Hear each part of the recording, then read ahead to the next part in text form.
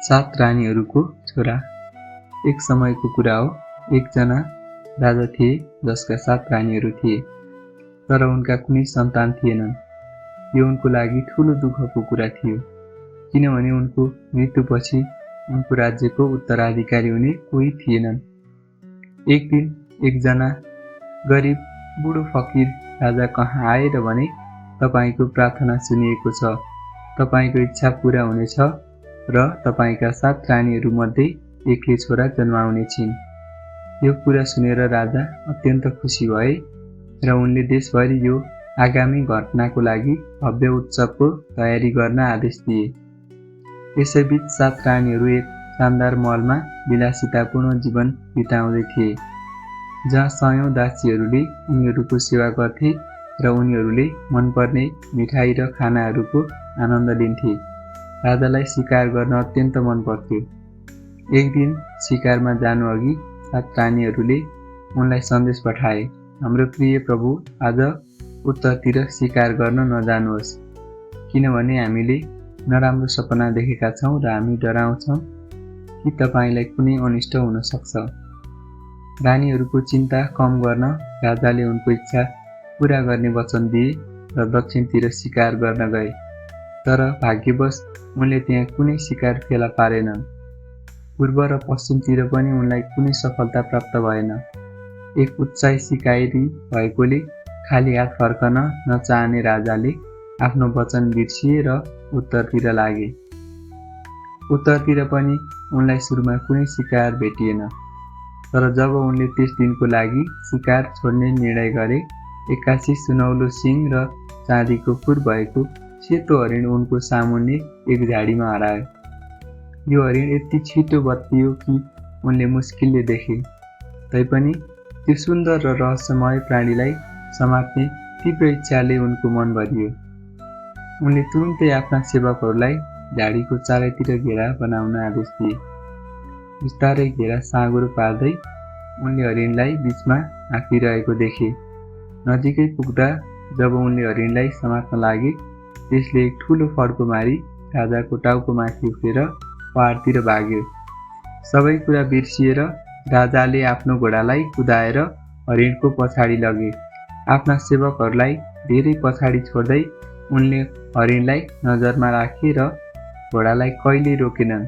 अन्ततः एक साँगुरो खोजमा पुग्दा, जहाँ कुनै बाटो थिएन, उनले घोडालाई रोके। त्यहाँ उनको सामु एक जीर्ण झुपडी थियो। लामो र असफल शिकारपछि थकित भएका राजाले पानी माग्दा त्यो झुपडीमा प्रवेश गरे। एक बुढी आइमाई जो झुपडीमा चर्खामा धागो काटिरहेकी थिए, उनको अनुरोधमा आफ्नी छोरीलाई बोलाए। तुरुन्तै भित्री कोठाबाट एक यस्ती सुन्दर र आकर्षक कन्या बाहिर आई, जसको गोरो छाला र सुनौलो कपालले राजालाई त्यो जीर्ण झुपडीमा यस्तो सुन्दर दृश्य देखेर छक्क पारिदिए। उनले राजालाई पानीको गिलास दिए र जब राजाले पानी पिए, उनले कन्याको आँखामा हेरे। तब उनलाई स्पष्ट भयो कि यो कन्याहरू कोही नभएर त्यही सुनौलो सिङ र चाँदीको खुर भएको सेतो हरिण थिए, जसलाई उनले यति टाढासम्म पछ्याएका थिए। उनको सुन्दरताले राजालाई मोहित गर्यो। उनले घोडा टेकेर उनलाई आफ्नो दुलही बनाएर फर्कन अनुरोध गरे, तर कन्याले हाँस्दै भनिन्, 7 रानीहरू पनि एक राजालाई सम्हाल्न पर्याप्त छन्।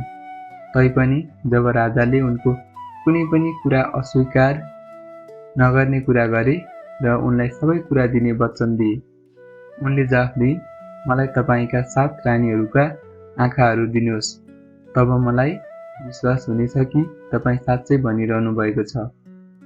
सेतो हरिणको जादुई सुन्दरताले यति प्रभाव पारेको थियो कि राजाले तुरुन्तै घर फर्किएर आफ्ना 7 रानीहरूका आँखा निकाल्न लगाए र ती बिचारा अन्धा रानीहरूलाई एक कठोर काल कोठरीमा फालिदिए, जहाँबाट उनीहरू भाग्न सक्दैनथे। त्यसपछि उनले त्यो भयानक भेट लिएर खोजको झुपडीमा फर्किए। तर जब सेतो हरिणले 14वटा आँखाहरू देखिन्, उनको क्रूर हाँसो हाँसिन् र ती आँखाहरूलाई हारको रूपमा गाँच्दै आफ्नी आमाको गलामा लगाइदिन्, भन्दै, यो राख आमा, म स्मृतिको रूपमा जब म राजाको महलमा जानेछु। त्यसपछि उनी राजासँग उनको दुलहीको रूपमा फर्किन्।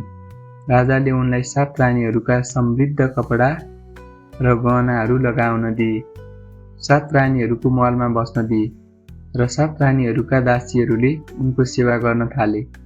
यसरी जादुनीले चाहेको सबै कुरा प्राप्त गरिन्। 7 रानीहरूका आँखाहरू निकालिएको र कालकोठरीमा फालिएको केही समयपछि सबैभन्दा कान्छी रानीले एक सुन्दर छोरो जन्माइन्। यो छोरा यति सुन्दर थियो कि बाँकी रानीहरूले उसको ईर्ष्या गरे। सुरुमा उनीहरूलाई यो सुन्दर बालक मन परेन, तर उसले चाँडै आफूलाई यति उपयोगी साबित गर्यो कि उनीहरूले उसलाई आफ्नै छोराका रूपमा हेर्न थाले। जब ऊ हिँड्न सक्ने भयो, उसले कालकोठरीको माटोको भित्ता खन्न थाल्यो र छोटो समयमै त्यहाँबाट बाहिर निस्कन सक्ने ठुलो प्वाल बनायो। त्यस प्वालबाट ऊ बाहिर निस्कियो र 1 घण्टा वा त्यसभन्दा केही समयपछि मिठाईहरू लिएर फर्कियो, जुन उसले 7 अन्धा रानीहरूलाई बराबर बाँड्यो। जब ऊ ठुलो भयो, उसले प्वाललाई अझै ठुलो बनायो र दिनमा 2-3 पटक बाहिर निस्किएर घरका साना कुलीनहरूसँग खेल्न थाल्यो। कसैलाई थाहा थिएन कि यो सानो केटा को हो, तर सबैले उसलाई मन पराउँथे। ऊ यति रमाइलो र चञ्चल थियो कि उसले सधैँ केही मिठाई, भुटेको अन्न वा गिरी केकहरू प्राप्त गर्थ्यो। यी सबै कुरा ऊ आफ्ना 7 आमाहरूलाई लिएर आउँथ्यो। ऊ 7 अन्धा रानीहरूलाई अगाध माया गर्थ्यो। उसको सहयोगले उनीहरू कालकोठरीमा बाँचिरहे, जबकि संसारले उनीहरू धेरै पहिले भोकले मरेको ठान्थ्यो। जब ऊ ठुलो केटा भयो, एक दिन उसले धनुष र काँड लिएर शिकार खोज्न निस्कियो। संयोगवश ऊ सेतो हरिणले विलासितापूर्ण जीवन बिताइरहेको महलको नजिकै पुग्यो। त्यहाँ उसले सेतो सङ्गमरमरको मिनारमा परेवाहरू फुरफुर गरिरहेको देख्यो। उसले राम्रो निशाना लगाएर एक परेवालाई मार्यो।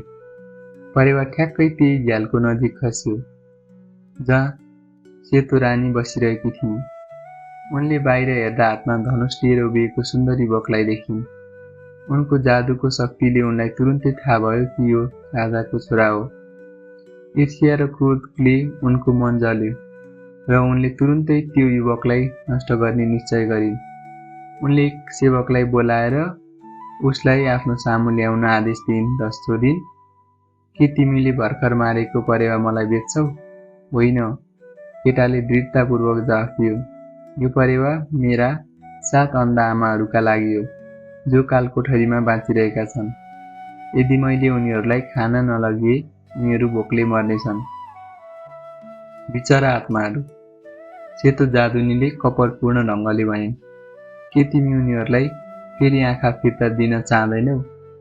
मलाई यो परेवा देऊ। म तिमीलाई पक्का वचन दिन्छु कि म तिमीलाई उनीहरूका आँखा कहाँ छन् भनेर बताउने छु। यो सुनेर केटा अत्यन्त खुसी भयो र तुरुन्तै परेवा दियो। तब सेतो रानीले उनलाई भनिन्, तुरुन्तै मेरी आमालाई भेट्न जाऊ र उनले हारको रूपमा लगाएका आँखाहरू माग। उनले एउटा टुक्राको माटोको टुक्रामा लेखिएको सन्देश दिइन्, जसमा लेखिएको थियो, यो सन्देश बोकेर आउनेलाई तुरुन्त मार र उसको रगत पानी जस्तै छर्क। किनभने 7 रानीहरूको छोराले पढ्न सक्दैनथ्यो। उसले यो घातक सन्देश हर्षोल्लासका साथ लियो र सेतो रानीको आमालाई खोज्न निस्कियो। बाटामा ऊ एक सहरमा पुग्यो जहाँ सबै बासिन्दाहरू यति दुखी देखिन्थे कि उसले सोध्न बाध्य भयो, के भएको हो। उनीहरूले बताए कि राजाकी एकमात्र छोरीले विवाह गर्न अस्वीकार गरेकी छन् र उनको मृत्युपछि कुनै उत्तराधिकारी हुने छैन। उनीहरू डराउँथे कि उनको दिमागमा खराबी भएको छ, किनभने उनले हरेक सुन्दर युवकलाई देखे पनि उनले केवल 7 आमाहरूको छोरासँग मात्र विवाह गर्ने घोषणा गरेकी थिइन्। कसले यस्तो कुरा सुनेको थियो? राजाले निराश भएर हरेक व्यक्तिलाई यो सहरको ढोकाबाट प्रवेश गर्छ राजकुमारीको सामु ल्याउन आदेश दिएका थिए। यसैले 7 रानीहरूको छोरा, जो आफ्ना आमाहरूका आँखा खोज्न हतारमा थियो, राजकुमारीको सामु ल्याइयो। राजकुमारीले उसलाई देख्न साथ लजाइन् र राजालाई भनिन्, प्रिय पिता, यो मेरो रोजाइ हो। यी केही शब्दहरूले यस्तो हर्षोल्लास उत्पन्न गर्यो कि बासिन्दाहरू लगभग पागल भए। तर 7 रानीहरूको छोराले भन्यो, म राजकुमारीसँग विवाह गर्नेछु, तर पहिले मलाई मेरी आमाहरूका आँखा फिर्ता ल्याउन दिनुहोस्। जब सुन्दर दुलहीले उनको कथा सुनिन्, उनले माटोको टुक्रा हेर्न मागिन्, किनभने उनी धेरै विद्वान र बुद्धिमान थिइन्। उनले त्यसमा लेखिएको कपटपूर्ण शब्दहरू देखिन्, तर केही नभनी उनले अर्को त्यस्तै टुक्रा लिइन् र त्यसमा लेखिन्, यो केटालाई ख्याल गर्नु, उसले चाहेको सबै दिनु। उनले यो टुक्रा 7 रानीहरूको छोरालाई फिर्ता दिइन्, जो कुनै कुराबाट अनजान थियो। त्यसपछि ऊ आफ्नो खोजमा निस्कियो। जब ऊ खोजको झुपडीमा पुग्यो, सेतो जादुनी आमा, एक डरलाग्दो बुढी सन्देश पढेर रिसले चुर भइन्, विशेष गरी जब केटाले आँखाको हार मागे। तैपनि उनले हार निकालिन् र उसलाई दिइन् र भने, अब 13वटा आँखा मात्र छन्, किनभने गत हप्ता मैले एउटा हराएँ। केटा जे भए पनि 13वटा आँखा पाएर खुसी भयो र तुरुन्तै आफ्ना 7 आमाहरूतिर फर्कियो। उसले 6 जना जेठी रानीहरूलाई 2 आँखा दियो, तर आफ्नी कान्छी आमालाई एक मात्र आँखा दियो र भन्यो, प्रिय सानो आमा, म सधैँ तपाईँको अर्को आँखा हुनेछु। त्यसपछि ऊ राजकुमारीसँग विवाह गर्न निस्क्यो, जसरी उसले वचन दिएको थियो। तर सेतो रानीको महलको नजिकैबाट जाँदा उसले मिनारमा परेवाहरू फुरफुर गरिरहेको देख्यो। उसले धनुष तानेर एक परेवालाई मार्यो। त्यो परेवा ठ्याक्कै सेतो रानीको झ्यालको नजिक खस्यो। उनले बाहिर हेर्दा 7 रानीहरूको छोरा जीवित र स्वस्थ उभिएको देखिन्। उनको क्रोध र घृणाले उनलाई झन्डै मृत्युको मुखमा पुर्यायो। उनले उसलाई बोलाएर सोधिन्, तिमी यति चाँडै कसरी फर्कियौ? जब उनले सुनि कि उसले 13 आँखा ल्याएर 7 रानीहरूलाई फिर्ता दिएको छ, उनले आफ्नो रिसलाई मुस्किलले नियन्त्रण गरिन्। तैपनि उनले मायालु मुस्कानका साथ भनिन्, म तिम्रो सफलतामा खुसी छु। यदि तिमीले मलाई यो परेवा पनि दियो भने म तिमीलाई जोगीको अद्भुत गाई दिनेछु, जसको दुध दिनभरि बग्छ र एउटा पोखरी बनाउँछ, जुन एक राज्य जतिकै ठुलो हुन्छ। केटा यो विचारले उत्साही भयो र परेवा दियो। तब सेतो रानीले उनलाई फेरि आफ्नी आमालाई भेट्न पठाइन् र अर्को माटाको टुक्रा दिइन्, जसमा लेखिएको थियो, यो केटालाई मार र उसको रगत पानी जस्तो छर्क। तर बाटोमा 7 रानीहरूको छोराले राजकुमारीलाई भेट्न गयो, केवल उनलाई आफ्नो ढिलाइको बारेमा बताउन। राजकुमारीले माटोको टुक्रा पढिन् र अर्को टुक्रामा लेखिन्, यो केटालाई उसले सबै चाहेको दिनु, किनभने उसको रगत तिम्रो रगत जस्तै हो। जब बुढीले यो सन्देश पढिन्, त्यसपछि उनी रिसले आगो भइन्, तर आफ्नी छोरीसँग डराएकी उनले आफूलाई नियन्त्रण गरिन् र केटालाई 18 करोड राक्षसहरूले पहरा दिएको खेतमा जान भनिन्, चेतावनी दिँदै कि बीचमा भएको सबैभन्दा अग्लो धानको बाला टिपेपछि पछाडि फर्केर नहेर्नु। 7 रानीहरूको छोरा साहसपूर्वक त्यो खेतमा पुग्यो जहाँ 18 करोड राक्षसहरूले करोड गुणा धानको राज गरिरहेका थिए। उनले दायाँ बायाँ नहेरी बीचमा पुग्यो र सबैभन्दा अग्लो बाला टिप्यो। तर जब ऊ फर्कन लाग्यो, पछाडिबाट हजारौं मधुर स्वरहरूले कराए, मलाई पनि टिप, कृपया मलाई पनि टिप। उसले पछाडि फर्केर हेर्यो, त्यसपछि ऊ खरानीको सानो थुप्रोमा परिणत भयो। समय बित्दै जाँदा जब केटा फर्केन, बुढी आमा चिन्तित भइन्, किनभने उनले सन्देश सम्झिन्, उसको रगत तिम्रो रगत जस्तै हो। उनले खरानीको थुप्रो देखिन् र आफ्नो जादुले यो के हो भनेर बुझिन्। उनले थोरै पानी लिएर खरानीलाई मुछिन्, मानिसको आकार बनाइन् र आफ्नो औँलाको रगतको थोपा त्यसको मुखमा राखेर खोकेर जीवित पारिन्। फेरि आदेश नमान, बुढी रिसाएर भनिन्, अर्को पटक म तिमीलाई एक्लै छोडिदिनेछु। अब जाऊ, मलाई मेरो दयामा पछुता आउनु अघि। 7 रानीहरूको छोरा खुसी साथ आफ्ना 7 आमा कहाँ फर्कियो, जो करोड गुणा धानको सहयोगले चाँडै नै राज्यका सबैभन्दा धनी व्यक्ति भयो। त्यसपछि उनीहरूले आफ्नो छोराको बुद्धिमान राजकुमारीसँग धुमधामले विवाह गरे।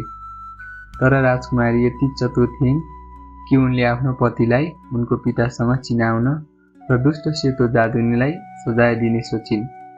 उनले आफ्नो पतिलाई 7 रानीहरूले बसेको महलको ठ्याक्कै नक्कल हुने गरी नयाँ महल बनाउन लगाइन्। जब सबै तयार भयो, उनले आफ्नो पतिलाई राजालाई भव्य भोजको निम्तो दिन लगाइन्। राजाले 7 रानीहरूको रहस्यमय छोरा र उनको अपार धन सम्पत्तिको बारेमा धेरै सुनेका थिए, त्यसैले उनले निम्तो स्वीकार गरे। तर जब उनी महलमा प्रवेश गरे र यो उनकै महलको ठ्याक्कै नक्कल भएको देखि उनी आश्चर्यले अवाक भए। जब उनको मेजबानले शानदार पोसाकमा सजिएको उनलाई 7 रानीहरू बसेको निजी हलमा लिएर गए, जहाँ उनले अन्तिम पटक देखेका पोसाकमा थिए, उनी बोल्नै सकेनन्। तब राजकुमारी अगाडि आई उनको खुट्टामा लम्पसार परिन् र सम्पूर्ण कथा सुनाइन्। तब राजा आफ्नो जादुको मुहाबाट बिउजिए। उनको क्रोध सेतो जादुनीप्रति बढ्यो, जसले उनलाई यति लामो समयसम्म मोहिराखेकी थिइन्। उनले आफूलाई नियन्त्रण गर्न सकेनन्, त्यसैले सेतो जादुनीलाई मृत्युदण्ड दिइयो, उनको च्यान जोतियो र त्यसपछि 7 रानीहरू आफ्नो शानदार महलमा फर्किए। सबै सुखी जीवन बिताउन थाले। 7 रानीहरूको छोराको कथा समाप्त भयो।